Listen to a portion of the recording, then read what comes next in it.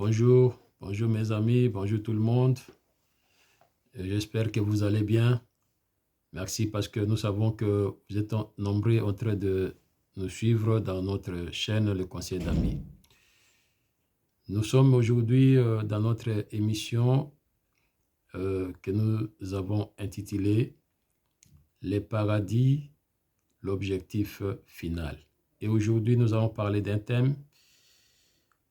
Que dois-je faire pour hériter la vie éternelle? C'est le thème que nous allons parler aujourd'hui. Et ce thème est tiré dans l'Évangile selon Marc, chapitre 10, du 17e au 24e verset. Je lis la parole. Comme Jésus se mettait en chemin, un homme accourut et se jeta à genoux devant lui. « Bon maître, lui demanda-t-il, que dois-je faire pour hériter la vie éternelle? » Jésus lui dit, « Pourquoi m'appelles-tu bon? Il n'y a de bon que Dieu seul. Tu connais le commandement. Tu ne commettras point d'adultère. Tu ne tueras point. Tu ne déroberas point. Tu ne diras point de faux témoignages. Tu ne feras tort à personne. Honore ton père et ta mère. » Il lui répondit, « Maître, j'ai observé toutes ces choses dès ma jeunesse. » Jésus l'ayant regardé l'aima et lui dit, « Il te manque une chose. Va, vends tout ce que tu as, donne-le aux pauvres, et tu auras un trésor dans les ciels.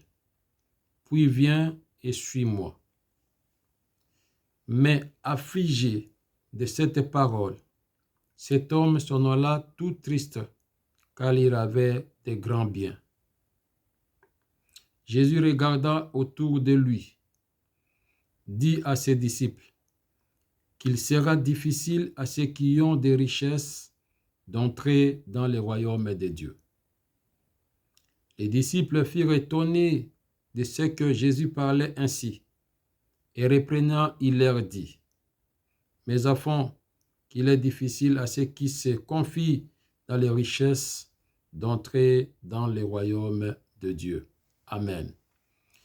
Bien-aimés, c'est une grande question que cet homme qui est décrit comme un homme riche s'est posé.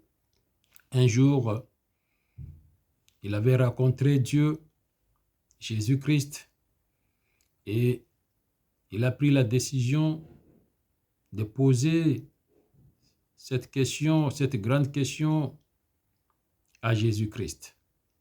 Cet homme, évidemment, avait beaucoup de biens, parce qu'il est qualifié d'un homme riche. Nous savons actuellement, quand on dit que cet homme est riche, c'est-à-dire que l'homme a beaucoup de biens, l'homme a des comptes en banque, l'homme ne manque de rien. Il a tout. Il a des moyens.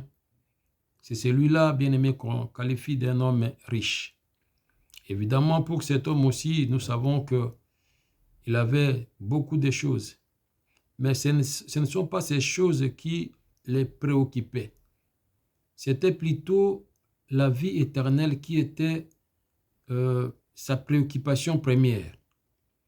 C'est la raison pour laquelle il a posé cette grande question de savoir qu'est-ce qu'il devrait faire pour hériter la vie éternelle. Je crois qu'aujourd'hui, nous avons aussi des riches. Nous avons aussi des gens qui ont beaucoup d'argent. Mais je ne pense pas que ces gens-là se posent aussi la question de savoir qu'est-ce qu'ils deviendront après leur vie sur cette terre.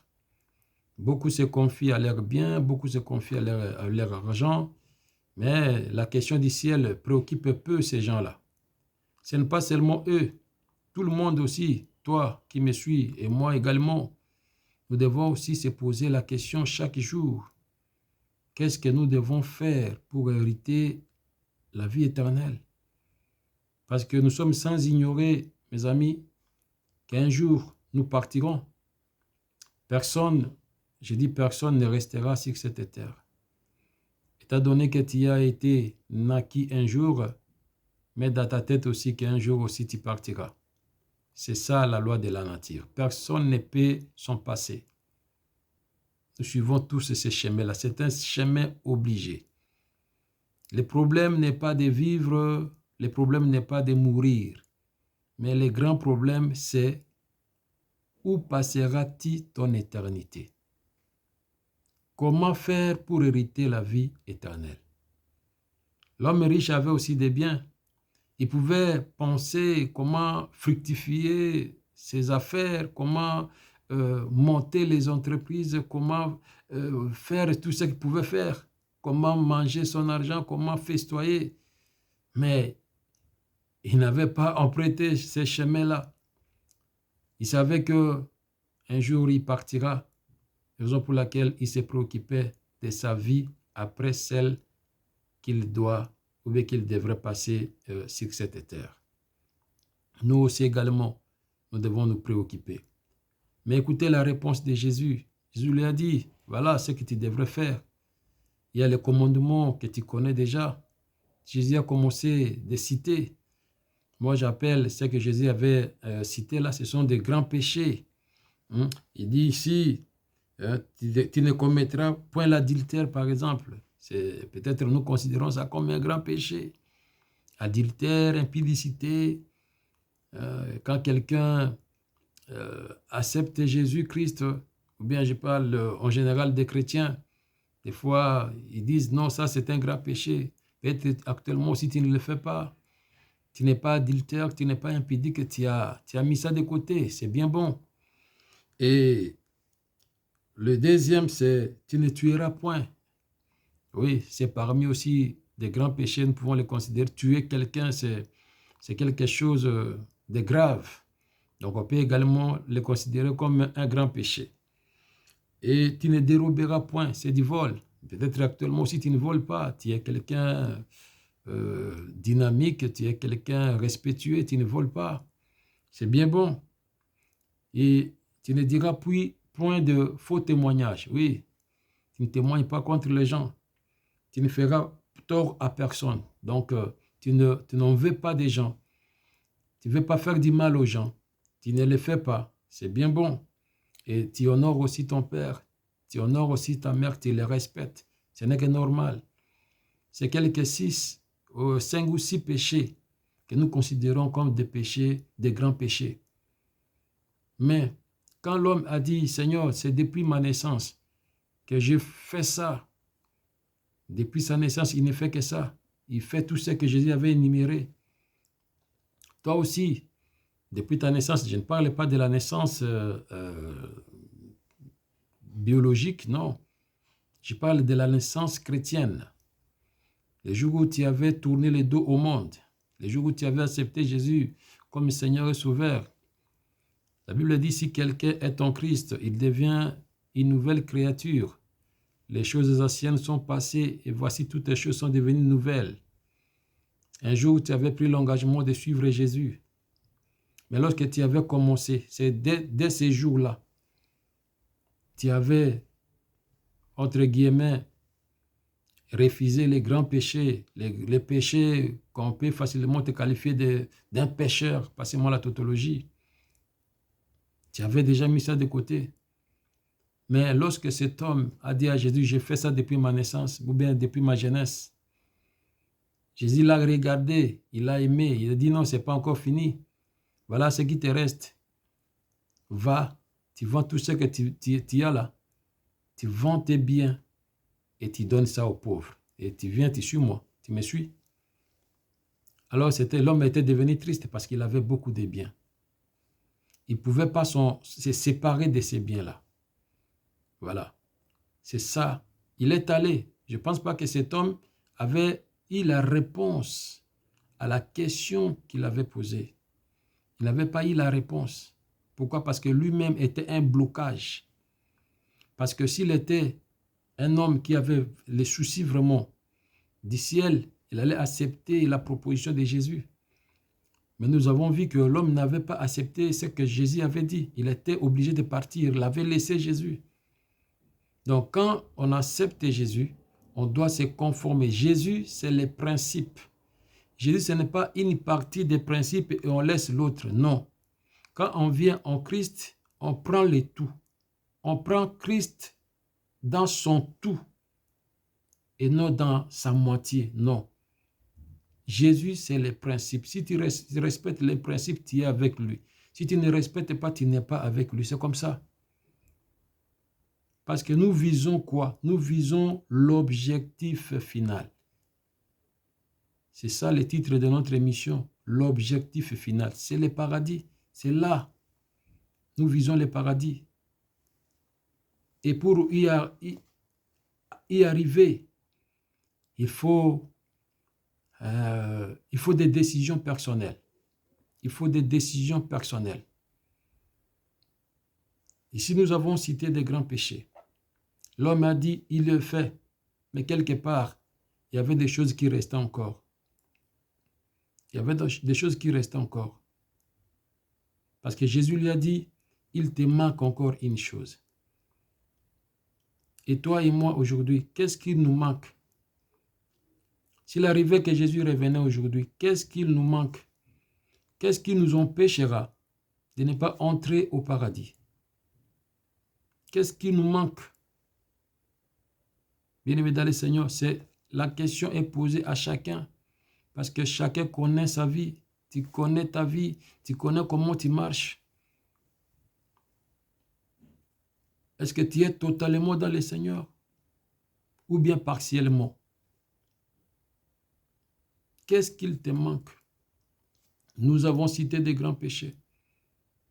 Mais ce que nous considérons comme des petits là. Par exemple, les injures. Jusqu'à aujourd'hui, tu es injuré. L'envie. Les mensonges. Les querelles. La colère. Qu'on n'a pas cité ici. Mais toi, tu le fais. Tu le fais. Tu es encore dans ça jusqu'à aujourd'hui. C'est ce qui te manque, bien-aimé dans le Seigneur. Pour entrer au paradis, c'est ce qui te manque. C'est ces péchés-là, qu'on appelle les péchés chéris, que tu n'arrives pas à abandonner. C'est ces péchés-là, qui fera de sorte que tu puisses marquer ton paradis. Et c'est le moment, bien-aimé dans le Seigneur, de prendre la décision. C'est le moment, bien-aimé dans le Seigneur, de tourner le dos. Parce que nous savons que si nous y demeurons, la fin sera catastrophique. Parce que comme je venais de le dire, cet homme, bien sûr qu'il avait posé la question. Bien sûr qu'il avait le souci de la vie éternelle. Oui, mais lorsqu'on lui a présenté les conditions pour y accéder, il n'a pas pu. Il a accepté une partie, mais l'autre partie n'a pas pu s'y porter. Or, pour y arriver, bien-aimé dans le Seigneur, pour y entrer, nous devons prendre le tout. La Bible est unique. Nous devons la respecter, de la Genèse jusqu'à l'Apocalypse. Nous devons mettre en pratique ce qui est écrit. On ne doit pas prendre une partie et laisser l'autre, non. Nous ne pouvons pas demeurer dans des choses qui peuvent facilement nous priver de la vie éternelle. Aujourd'hui, bien-aimé dans le Seigneur, c'est un jour de décision. Quel est ce péché chéri-là qui demeure encore en toi, que tu fais encore, que tu n'arrives pas à s'en débarrasser? Quel est ce péché-là? C'est à toi de l'identifier. C'est à toi de les nommer. Et c'est à toi de prendre aussi la décision sur lui. Parce qu'il ne te surpasse pas. Si tu demeures bien-aimé dans le Seigneur, la fin sera une fin triste, comme cet homme Vous voyez, depuis le début du discours jusqu'à la fin, la Bible dit, il est parti tout triste. Et toi et moi, nous ne pouvons pas partir aussi tout triste parce que il y a quelque chose qui nous retient. Nous devons prier pour abandonner totalement ce qui peut nous priver de la vie éternelle. Nous-mêmes, nous pouvons les identifier. Nous connaissons la parole. Nous savons que dans la parole, il y a ce que Dieu nous permet de faire. Nous savons aussi que dans la même parole, il y a ce que Dieu ne nous permet pas de faire. C'est ça, nous devons faire la part des choses. Jésus a dit, j'ai mis devant vous la vie et la mort. Mais il dit, choisis la vie. Nous devons faire les bons choix. Aujourd'hui, bien-aimé dans le Seigneur, c'est le jour de la décision. Si tu m'écoutes là où tu te trouves, c'est le moment de prendre une bonne décision. Parce que nous ne savons pas ce qui peut arriver peut-être d'ici un jour. On ne sait pas. Peut-être Jésus peut revenir maintenant dans les heures qui suivent. Qui le sait? Mais s'il te trouve dans cette position-là, bien-aimé dans le Seigneur, je pense que tout le travail que tu as fait sera nul. Parce que bien que tu es dans ces péchés chéris-là, mais tu as quand même une vie, tu as un âge avec Dieu. Depuis que tu l'as accepté, tu as déjà un âge avec Dieu. Il y a des choses que tu as abandonnées. Tu as pris des risques d'abandonner d'autres choses, bien aimé dans le Seigneur. Mais ne laissez pas celle-là. Abandonne le tout, tourne le dos au monde et suis Jésus correctement. Et tu vas voir que la porte du paradis sera grandement ouverte pour toi. N'hésite pas, prends la bonne décision dès aujourd'hui parce que demain ne t'appartient pas. Que Dieu nous bénisse et qu'il nous soit favorable. À la prochaine. Merci beaucoup.